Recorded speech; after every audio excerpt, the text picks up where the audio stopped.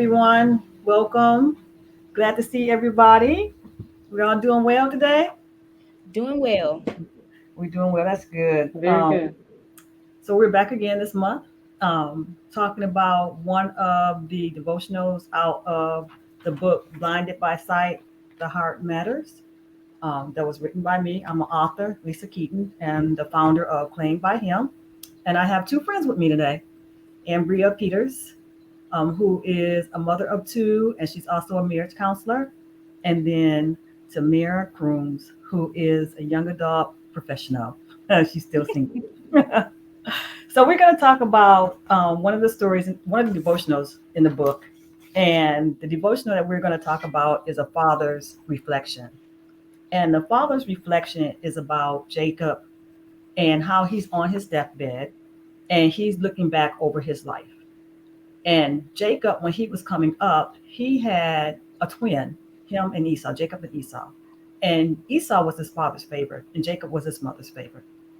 But Jacob wanted to have a relationship with his dad, just like his brother had a relationship with his dad.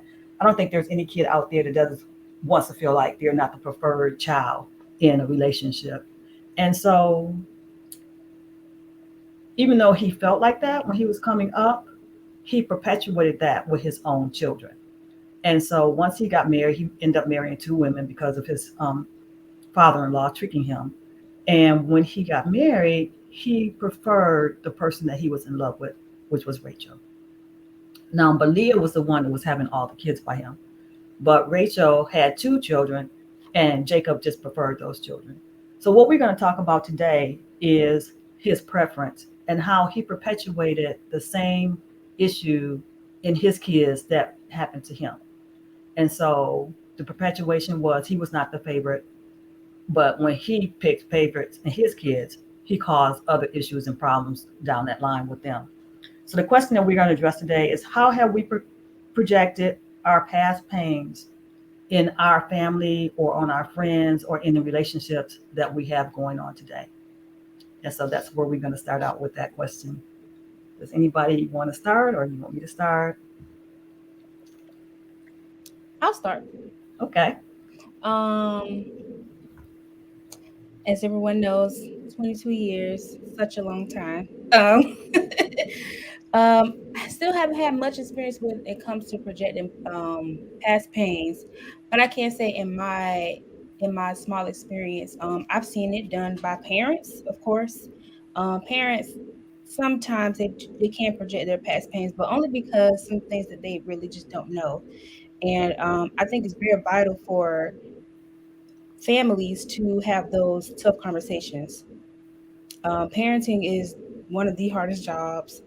Obviously, I don't understand. I don't have any children of my own, but I do see a reflection in my mother whenever she does come to me with those hard conversations when we are being very vulnerable and open and hot and transparent. I can see that it's very tough to even have those conversations to begin with. So, with that being said, not having too many experiences where past pains were projected on me, but having those tough conversations is very important with any relationship, not just parenting, but any relationship to cultivate it. I believe is very important. That's true. It's tough conversations just kind of hit me. That was actually something that Mhm. I wanted to bring up when our son graduated college. He came home and he said, he was like just being real candid or honest about like some of the struggles that he had in college. And one of the primary things was wanting to provide for himself without having to reach out for help. Mhm. And he was like, Ma, it's really hard out here, and like I can't believe that you and Dad have done this, like taking care of us for so long, and we haven't been without. And I realized when he said that, he went on to say some other things, but he was basically alluding to the fact that we hadn't been very honest with him about financial struggles. And I always like to kind of retrace where that may come from. And so it's like, why is that uncomfortable for me? Or why do I feel like we were trying to shield him from that in a sense? And I think it comes from like watching my mom. She took care of us by herself after my father left, and I saw her do a lot. I saw her work multiple jobs. She was a business owner, and she also worked for the post office full time overnight. And she did so much to try to make sure that we were protected or shielded from financial struggle, as well as having to, take care of other things that were difficult for her, like taking care of the transportation, taking care of things around the house. Normally, or a lot of times, there's responsibilities that a man has at the house, but I saw her assume those roles or that role. And I think not really understanding how difficult our circumstances were for her made me feel like, okay, I need to get out there and do it and make it.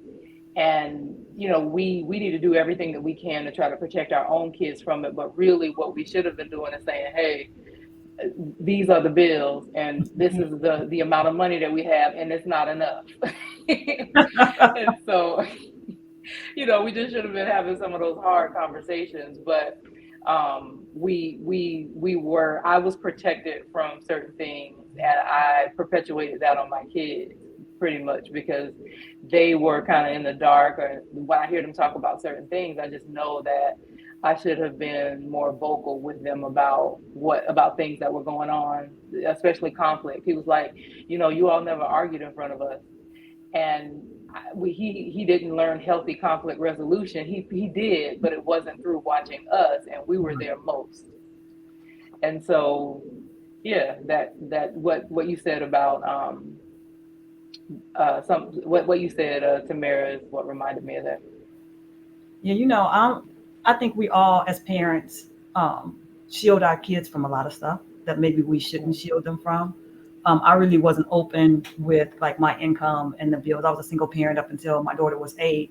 And so I really wasn't open. And I'm still, even to this day, not that open with my income with her and what's going on, even though I still provide for her and stuff like that.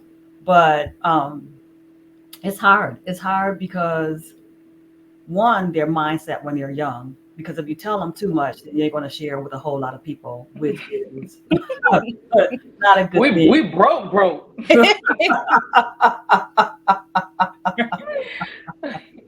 And then the other thing is, they're like, oh, you have it, you can spend this or you can do that. And I'm just like, but you're not thinking about the bills that we have over here. So I spend everything over here on what you want, then there's not going to be enough for what we need.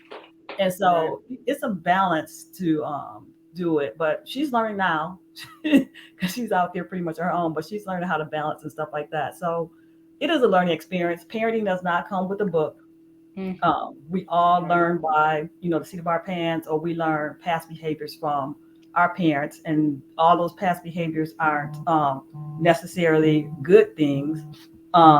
We just have to learn how to deal with some of the stuff that come back. But my daughter comes back now and she talks about some of the things, and I'm a lot more open with her about how to handle. So one of the things that I was thinking about when I thought about this was coming from different households, different people see differently. And I know down here in the South, I wasn't raised here. I was raised actually in Michigan, right? So it's a whole different mindset. So one of the things that I had an issue with when I first came down here, and I noticed, was when we would go to my grandmother's house, when family members were over there, like when my cousin was over there, she was like, are you going to fix your husband's plate? And I'm looking at her like, no. And she said, you're really not going to fix your husband's plate? And I'm just like, no. And she asked me again. And my mother finally said, she told you no. She's not going to fix his plate. But the reason why I said that was perpetuated because my mother, because she was raised here in Florida, she would fix my dad's plate. And I would sit there. Now, my mom went to work too. She was a teacher. My dad went to work. Both parents was working. My mom would come home and she would cook. And then my dad would sit there and wait for her to cook and then fix his plate. And then a lot of times, even after he finished eating, if he was going in the kitchen, he would leave his plate on the table. I was like, when I got older, I was like, Daddy. And He was like, what? I said, you left your plate. You go into the kitchen. Why would you not take your plate with you? Right? So I was like, you know what? That's not going to be perpetuated. Okay. I'm not doing that. But I think it was a tradition here in the South for some of the, older women who were here that they were taught to, wait on their man like that. But when my husband came in the kitchen and asked her what was going on, he did say, you know what? No, she don't need to fix my plate. I know what I want to eat. So he fixed his own plate. So, but, different things you pick up, from past behaviors from other people and you pass that down to your family. But my daughter definitely won't get that one. I've seen my what do you think she would say? I'm sorry. No, go ahead. I'm sorry. What do you think she would say in the situation Ooh, you know if what? she were in the same situation? You know what? Hopefully, hopefully she would do. It depends on the relationship that she has with her spouse. You know what I'm saying, and how they work things out because everybody's household is different. And so, really, I'm not really sure how she would respond, how she would act. And and there's nothing wrong with fixing his plate. I have done it very few times, but I have done it. And it doesn't hurt or anything. It's just that I don't like things like that to be expected. And if you want to do it out of the goodness of your heart, then I don't have a problem with that. But not just because this is something that you just think that you have to do as a woman. So. Right. I actually enjoy serving my man because to me I find it sexy, but it's because he's not requiring it. Right. It's like if he was saying, "Where's my dinner?" my response would be a little different, especially if I know that he expects it in that spirit. That's going to be a struggle for me. But because he'll fix mine and his, I love doing it. Right. Yeah. So that was I've seen it done. My grandma, she still does it to this day. Sometimes she get away with it, but she's been fixing my grandfather's plate since I can remember. I mean, it's been their thing, and I guess it all just comes with respect and honor. And it's different in everybody's marriages. Like how you said, you may not do it, Lisa, but Ambria, she'll do it sometimes. So I think it's just all about what's in their covenant, like their marriage and what they allow. And when I see my grandma do it, I guess just out of respect of, acknowledging her husband, just making sure that the head of the household gets fed first. Sometimes she don't do it, and when she do it, she puts it. It's not a plastic plate. It has to be glass, and he has to have like a real spoon, nothing plastic or paper. So that's what they prefer. Not saying I'm gonna do it, but I've seen it done, and it's something that she enjoy. I do see someone. We go to my grandma's house on Sundays. My aunt and my mom, they fix his food as well too, just because they saw my grandmother do it. So it's like out of like a tradition, So I think it's a nice thing, but I just think it's different in everybody's marriages and whatever they allow. And I think so let me ask you. Oh, sorry. I think if I remember scripture right, the man is supposed to come last, though, right? I thought it was first. I don't know. Because I don't know if it's the husband first and then the kids. Yeah. I don't know if it's scriptural, but I do know that normally the husband as the nurturer will make sure that everybody is provided for before he eats. But I don't know if that's biblical. Okay. I wanted to ask Tamira something. So at 22, if you were at a family dinner and you have a boyfriend and he says, "Babe, will you make my plate?" Yes. It's because this is my family. If you're saying like if it's at a family like my family's it's your family's house. Or... Yes, I will fix his plate. Yes, of course. Like I said, it's out of respect. I wouldn't want it just will feel awkward if I have to go fix my own food at his family's, outings or whatever. So I would do it for him. Now I'm not telling him to get used to it, but I would definitely do it. But that's still the mindset of me being young. It's just me. I'm 22. I'm young. I'm not married. I'm not attached. Things may change once I get older. My perspective may change of having a man in the house, knowing that he was at work. We're both working, but for me to be the nurturer in the house, it may change. So right now, I'll do it, but it probably won't be like official. I know one thing that Fair. my mother told me when I was getting married. She said, whatever you start, don't start it if you don't want to continue it or keep going with it or moving. So if you start something and it starts to become some unexpected behavior, then it's expected to continue. And when you try to change it, then So that might don't be shocked, Andrea. Don't set the bar too high. Right, right. Correct. that was so that Be was Mm, careful. interesting. Yeah. So there are other things too that I can remember in life that was that I had issues with coming up that I said, I didn't like happening. Another was my father. We had a long driveway in Michigan, right? And my mother would usually get home before my father got home from work. And she would always pull into the driveway. Well, my father, if he knew she had somewhere else to go and he didn't want her to go, he would pull his truck up right behind her so that she couldn't get out the driveway, which was a controlling issue and controlling thing. And it was just like, why are you like this? Why are you doing this? wow. But that was him, and that's how he responded to things. And so I can actually remember one time I asked him for his keys so that I could back his truck out, so I could let my mother out, right? And he would normally do stuff for me, I just because I'm the girl, I'm the only daughter, and stuff like that, and pretty spoiled. And I was a daddy's girl, and so I just took his truck and I just went to the store and I had copies of the keys made. So that way, when he came home, if that's what he did, I would just go out there and move the truck for my mother. And and he was like, "How did you get keys?" And I'm like, "I made the keys." Because you know what? This is crazy. But as a child, that was probably out of order, one. Um, but it's something I did. But now in my life now, if somebody blocks me in like that, it causes Mhm. something to come up in me because it feels like a control thing. And even though, I have the keys or access to whatever to move whatever it is that's blocking me as far as getting out the driveway or getting out the garage, but it still flares up in me. But I know what it is. And so now I try to deal with it a little differently, but it used to really just send me over the edge. Hmm. That's interesting. I mean, did your mom? I mean, Did they ever address that, or it was just like I'm gonna get the car keys, get another key made, and That it was never addressed with me.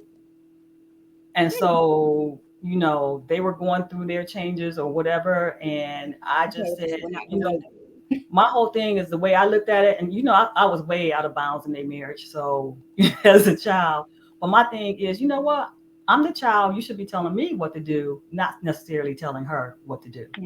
Mhm. But, like I said, I was the only girl and I got away with murder. So it was never addressed. Did you ever get a chance to ask him about that? No, I never got a chance to ask him about that, but there were a lot of other things that I did ask him about. When I moved from Maryland to California, we drove across country together. Just it was just me and my dad, and I think we probably cried half the way across the country because we talked about our relationship and how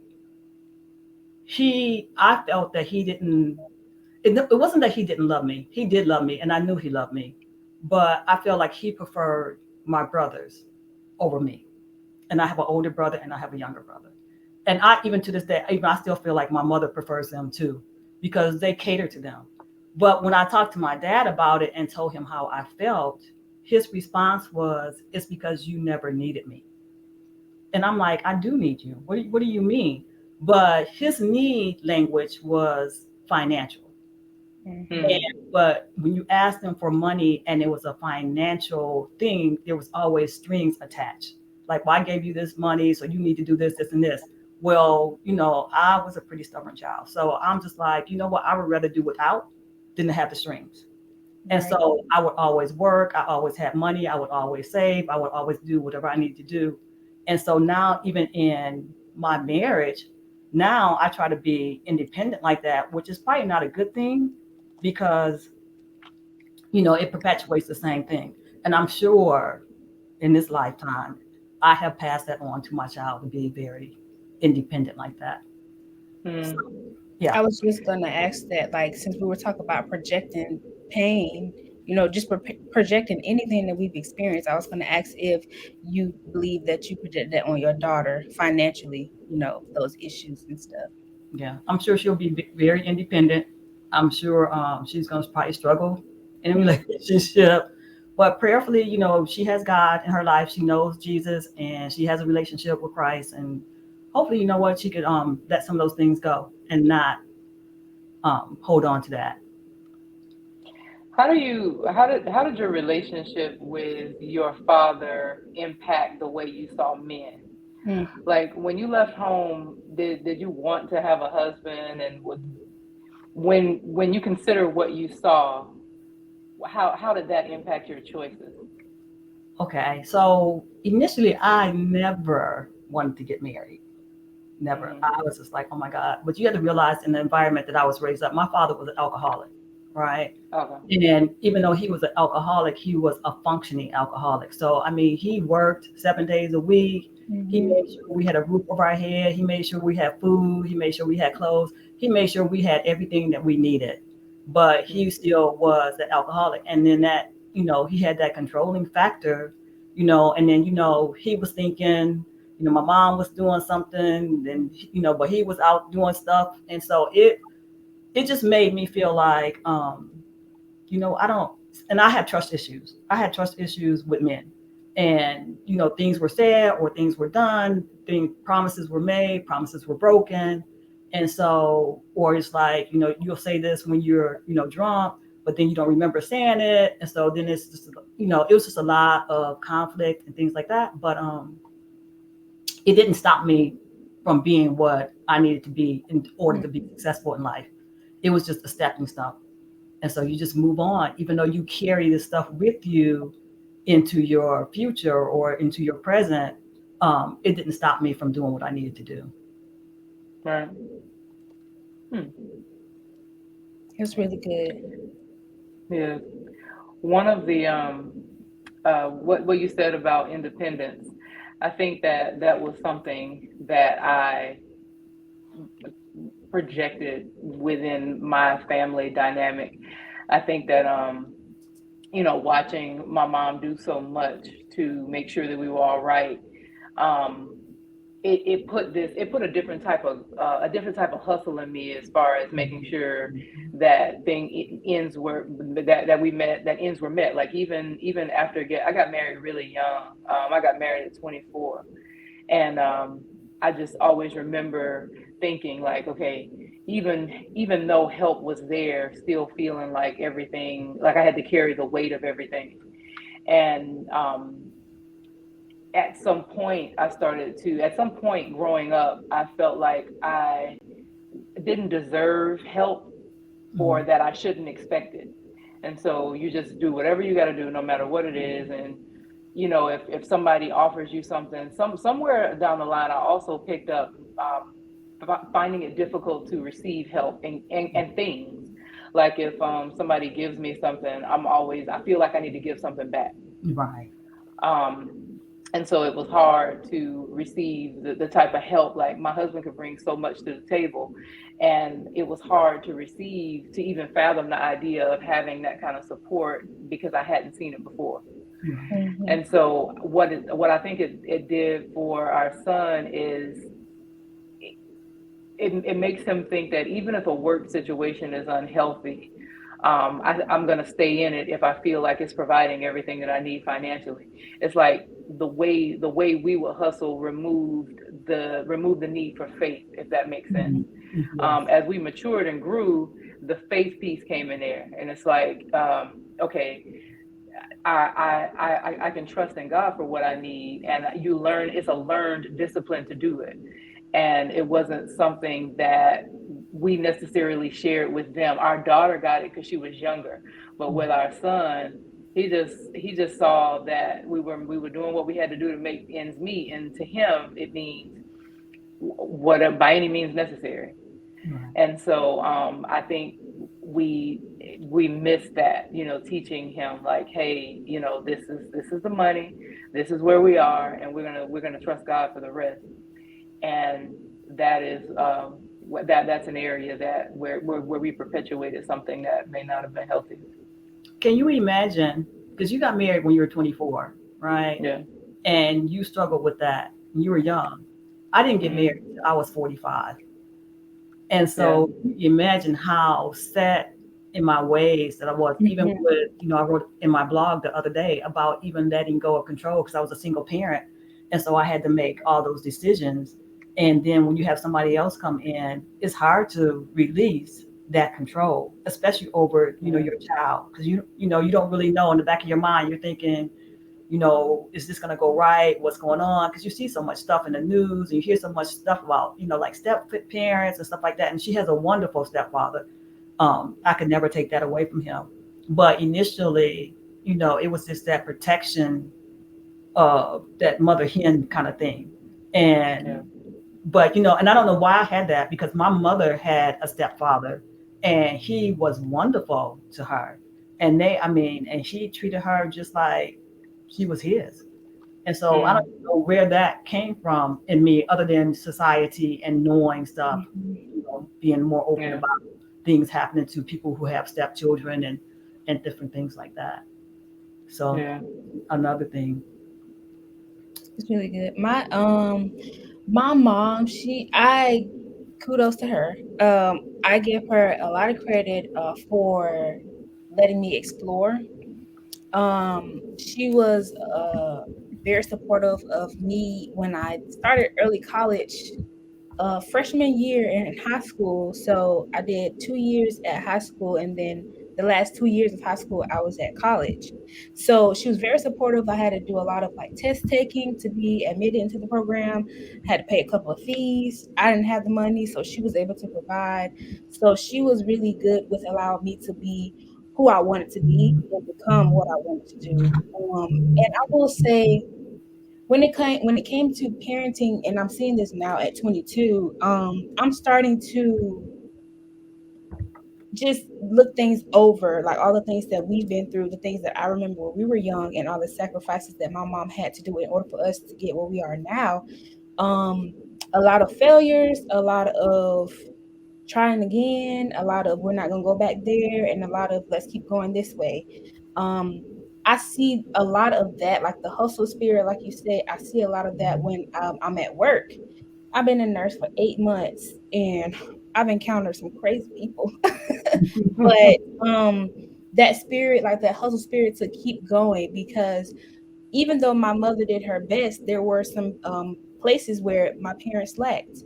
But it's not um, that they couldn't do it, just that they really just didn't know how to. Especially me being in a different environment, a different zone, a different child than what they thought that they would have. Because every child will be different, and I went a totally different way. I'm a school geek or nerd, I guess you can say. I love school. So that's basically like my hustle. That's like my way out. And I always think like, okay, this is my way out. This is how I'm gonna get going.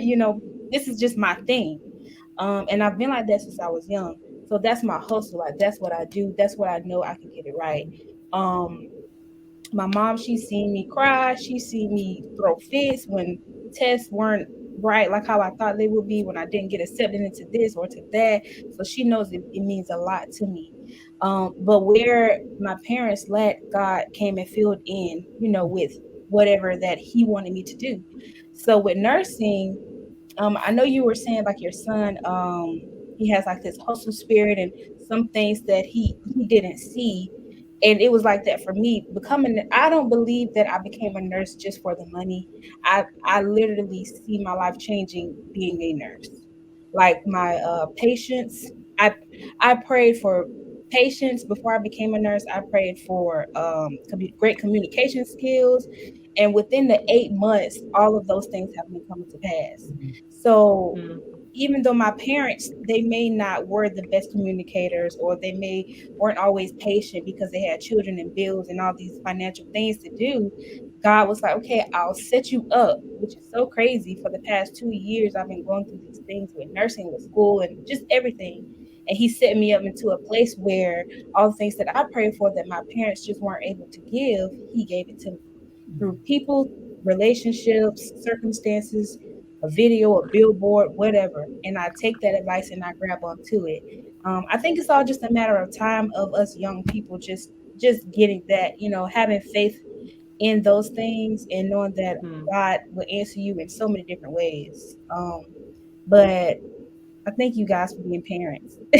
I feel like the easiest job is literally one of the most like tedious jobs ever. But I thank you guys for doing all that you've done and all that you are still doing. Thank y'all.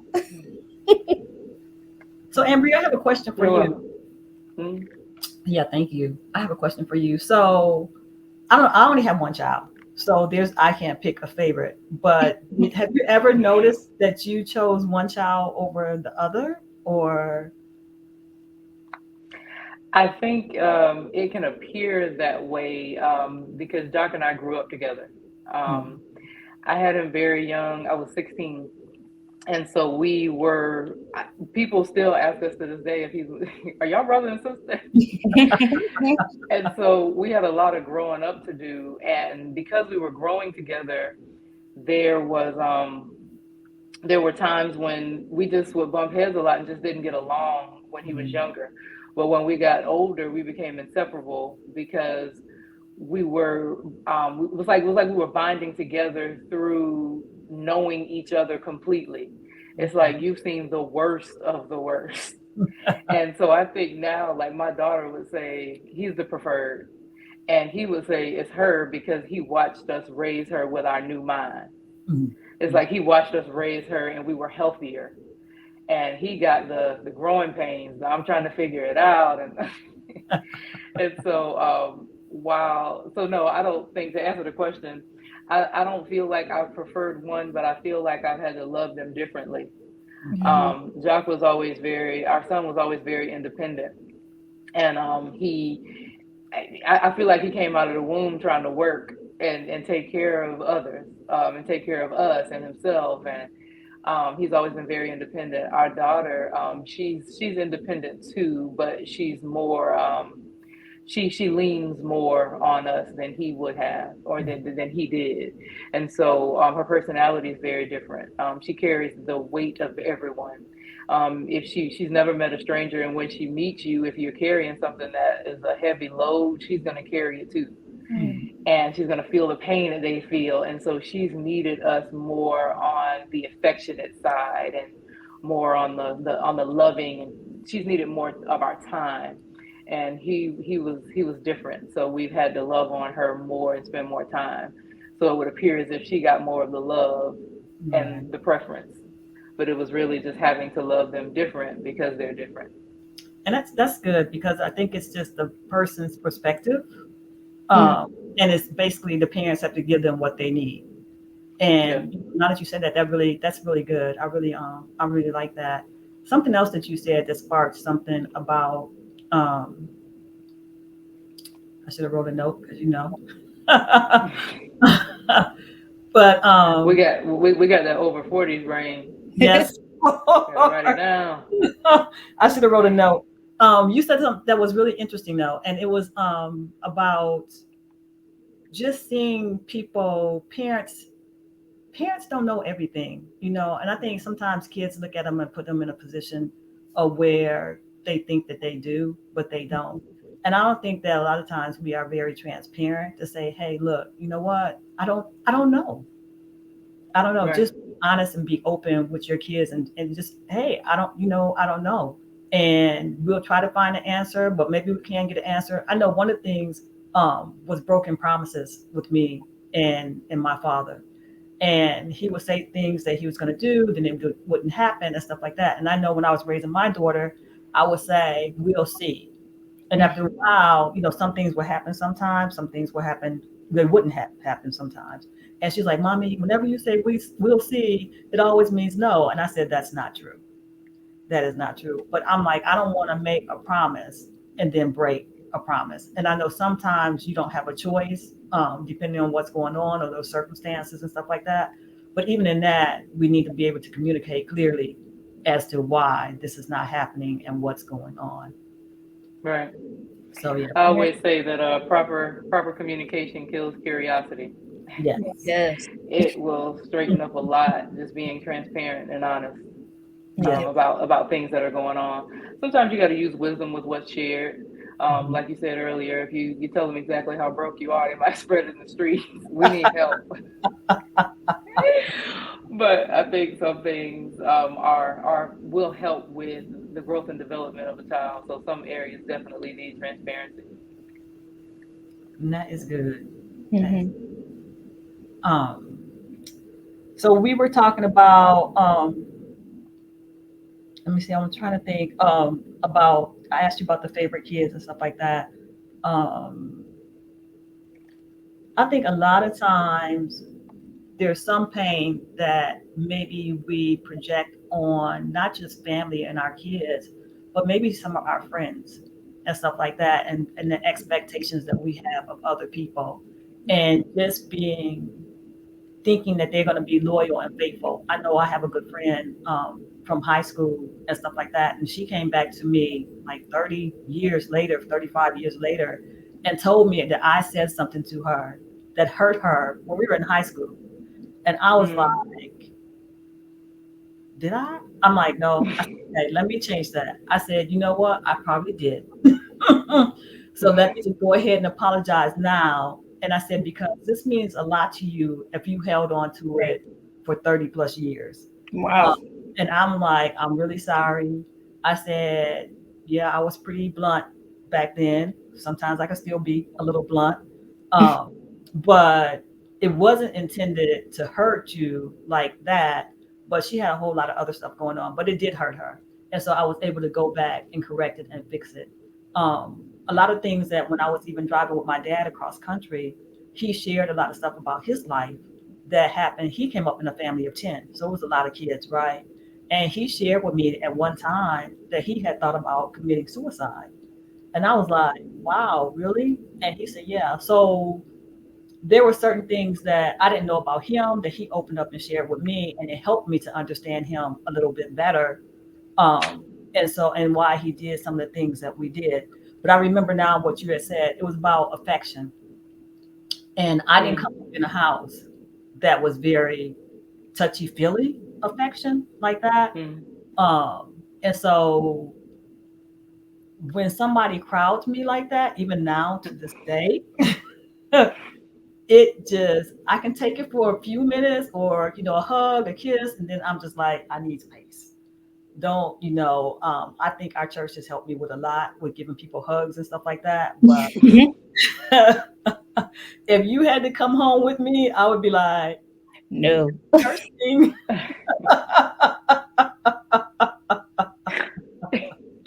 So I think being raised in a household like that, my daughter could be more touchy feely, and it's hard for me. And I have tried to make some adjustments in within the last 5 years or whatever to say, okay, this is what she likes, this is what we do. It's never too late.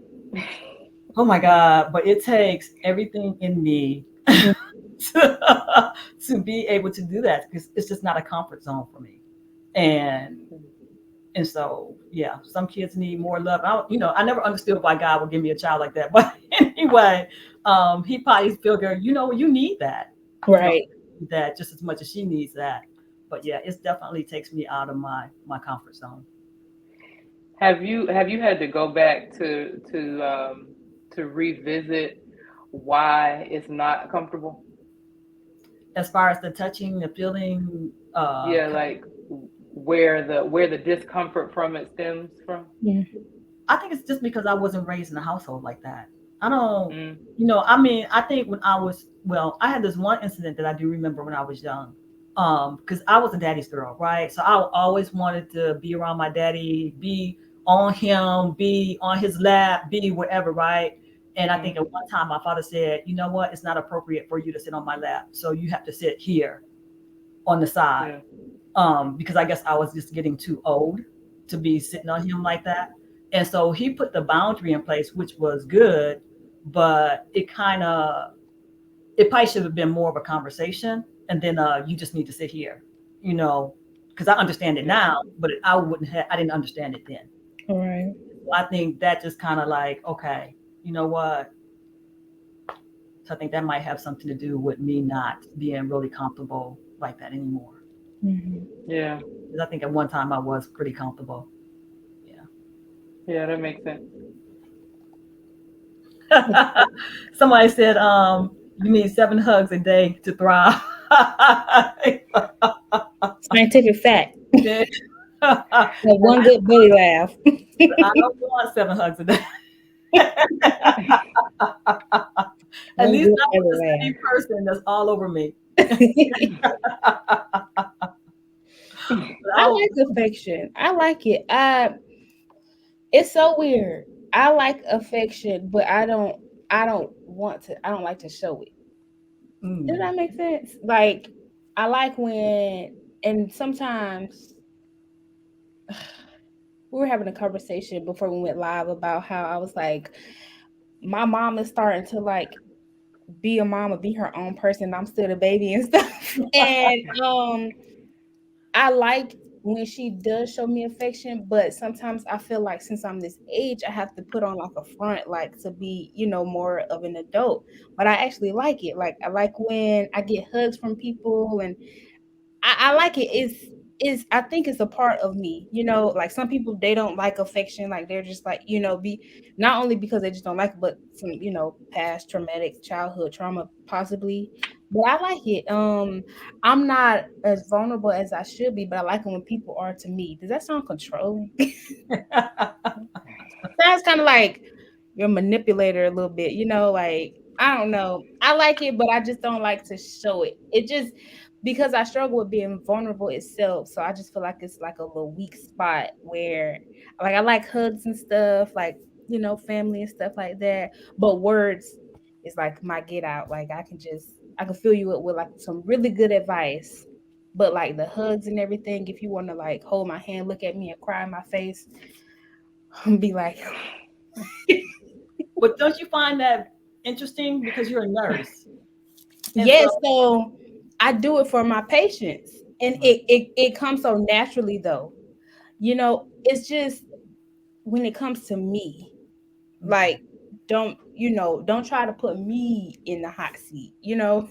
Like I could put you in the hot seat all day long or whatever, and you may be like, wow, you're such a good person. Like you can because that's what my patients say, like, wow, you're such a good nurse. Thank you for being here. I feel so much better and everything because and my knowledge is not always about medicine. It's about talking conversations, and it actually helps with the patient's health status.